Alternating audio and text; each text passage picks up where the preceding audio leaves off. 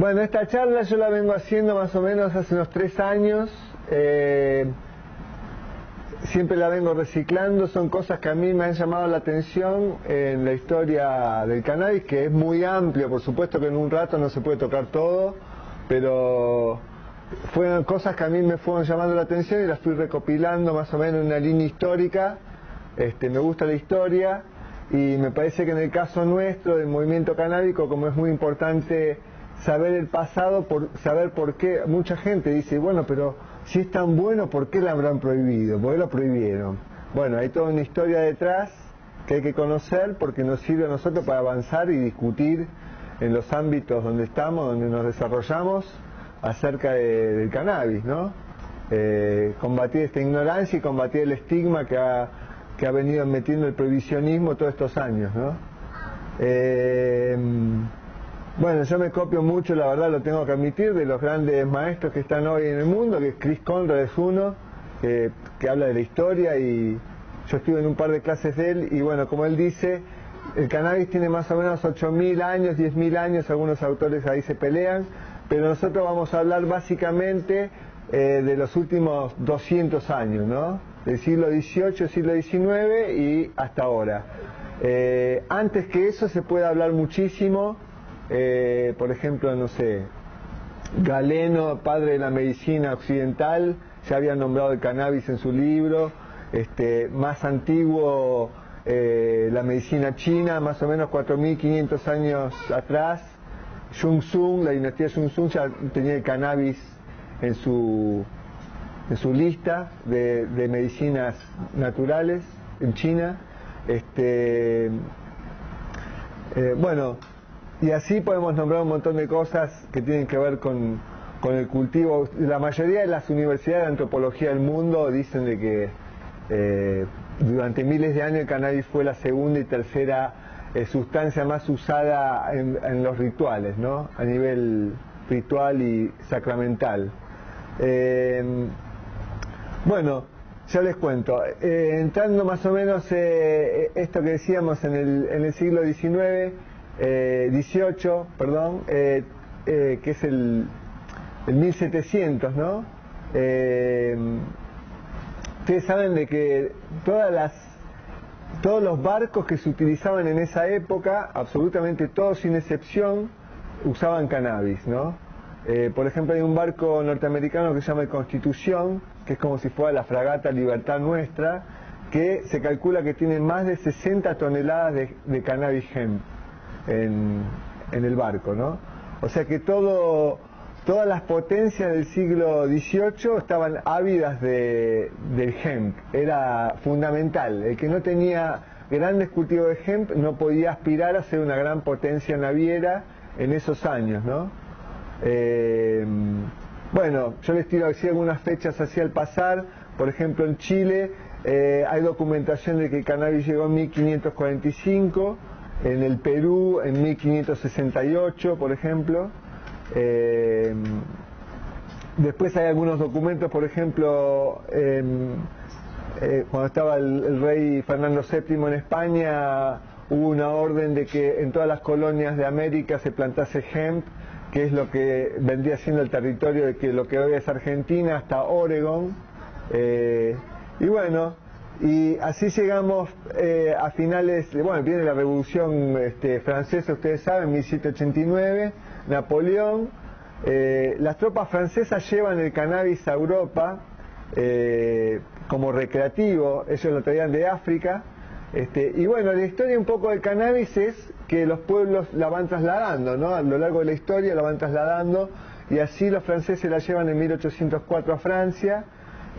Napoleón es uno de los primeros prohibicionistas en realidad, porque él decía que las tropas no querían ir a pelear o tenían problemas para obedecer, entonces mandó que no se consumiesen las tropas cannabis. Pero las tropas francesas la lleva desde el norte de África a Francia en 1804. Después pasa algo curioso. Yo hace poco se me ocurrió escribir una nota así de historia, porque ¿quién no escuchó, por ejemplo, hablar en la mesa familiar, ¿no? De todos los días, cuando uno dice, por ejemplo, los alemanes perdieron la Segunda Guerra Mundial porque se metieron con los rusos, entonces los agarró el invierno ruso y ahí perdieron la guerra, ¿no? ¿Quién no escuchó esa frase? Todos la escuchamos. Bueno, resulta que a Napoleón le pasó lo mismo también, ¿no? Se metió con los rusos y perdió la guerra, esa invasión, la invasión francesa a Rusia en principio del siglo XIX, fue tremendo. Y fue por el GEMP, eso es lo que nadie dice, ¿no? Y también muchas veces por ignorancia, porque la historia la han contado de una forma que siempre lo han ocultado al GEMP, ¿no? Así como la han querido erradicar del planeta, los prohibicionistas, la DEA y todos los malos, digamos, también la ha querido borrar de la historia. Y bueno, Napoleón firma un tratado con Rusia, que es el Tratado de Tilsit, donde él básicamente lo que no quería es que Inglaterra tuviera acceso al cáñamo ruso, ¿no? Por este motivo que señalábamos antes, que dominaba el cáñamo, dominaba los mares, ¿no? Entonces estaban en guerra Francia e Inglaterra, y Francia no quería que Rusia le vendiera a los ingleses. Los ingleses siempre utilizaron terceros, ¿no? Utilizaban navieros americanos que iban y contrabandeaban el hemp.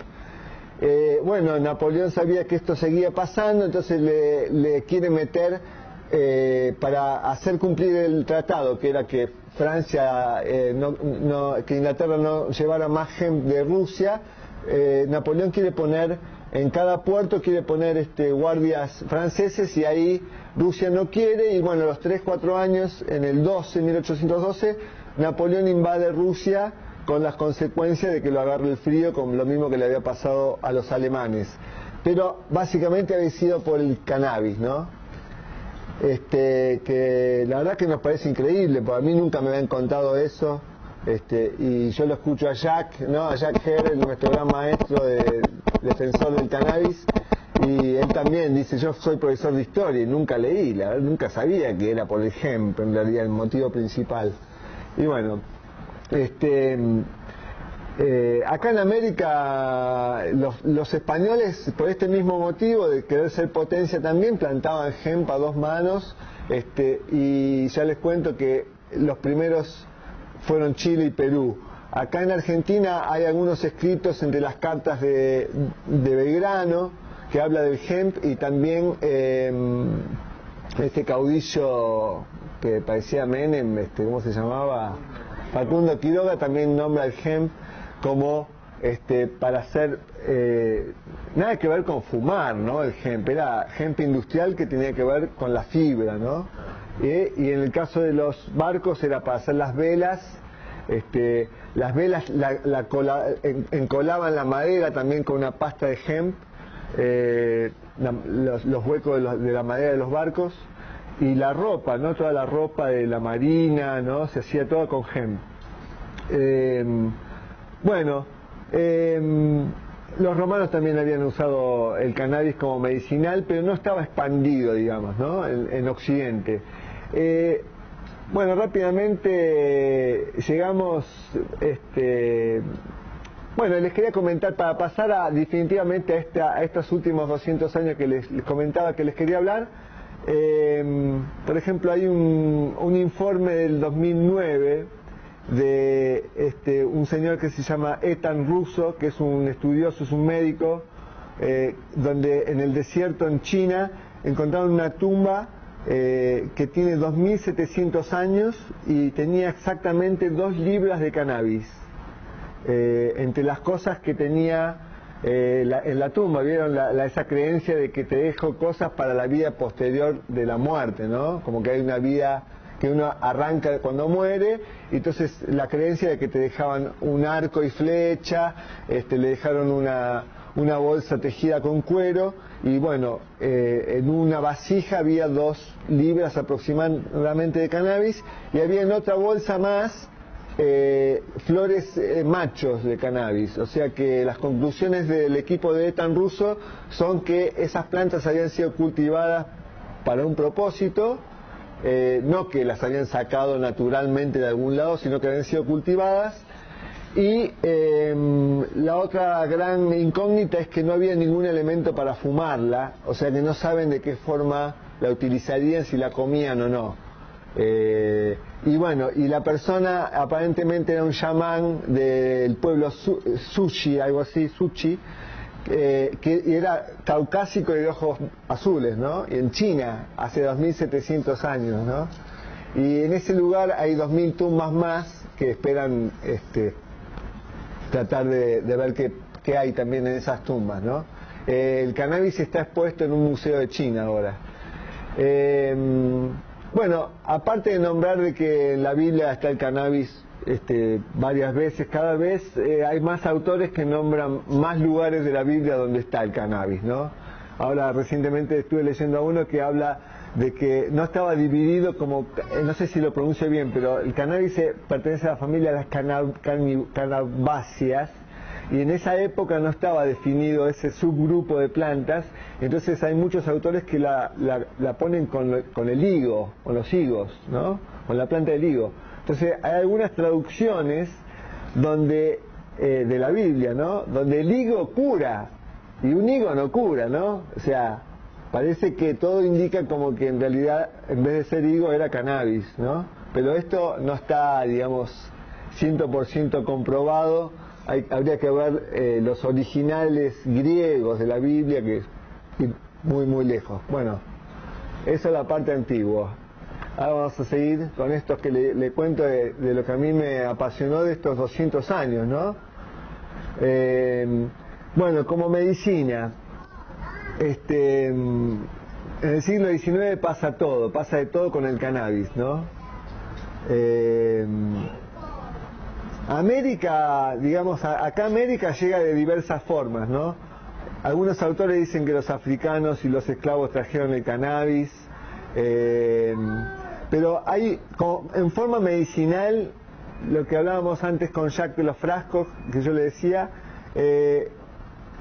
fue una persona que casi todos los autores hablan de que esa persona es el gran responsable de que haya llegado como medicina a Occidente, y el nombre es un doctor inglés que se llama William Shaughnessy, que él fue a India en 1839, era médico y estudió en Calcuta, y el tipo alucinó cuando vio a todos los médicos hindúes tratando casi todo, él describe, ¿no? Él dice casi todo con cannabis.